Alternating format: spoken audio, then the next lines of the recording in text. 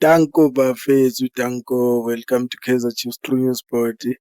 Bafethu, niyazi ukuthi sizodlala igame yakuqala bayibeke nge-18 zikaJanuwari bafethu. Ukuthi sizobe sidlala neGolden Arrows. Ngiyeke ngabona amanye ama-dates akhishiwe nawo bathi ngeyi-20, but la akhishwe i-Kaizer Chiefs officials bakhiphe ngeyi-18 zikaJanuwari bafethu. So okuchaza khona ukuthi sizobe sinegemu esizoyidlala. Into engakabi neshow nayo ngama-signings ukuthi ngabobani abazayo lapha ku-Kaizer Chiefs, because we saw uSaleng is going to Mamelodi Sundowns, which is great for umfana. I'm happy because they were killing career kaSaleng bafethu. Orlando Pirates, they were killing ilento career yomfana. We understand ukuthi a player is not bigger than a team bafethu, but sometimes you have to think those are South African players, and Orlando Pirates is a South African team, so it must not do the same bafethu.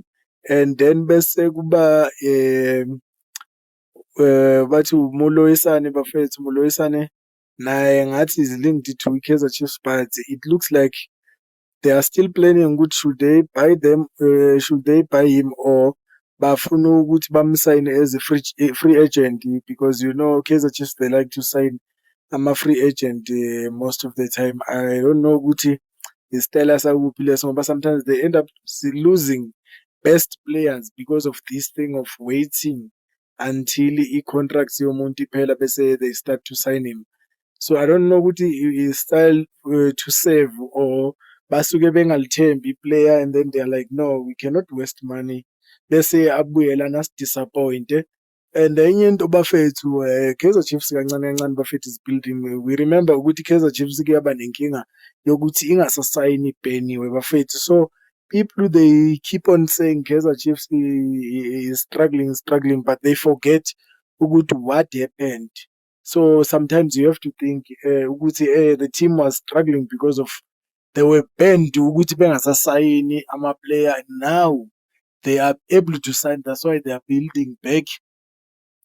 Because we saw a lot of guys there in training, but there is rumors ukuthi abanye ama-player makuqala kuvulwa ilento i-Betway Premiership League, they will be gone. So we don't know when are they going to be gone.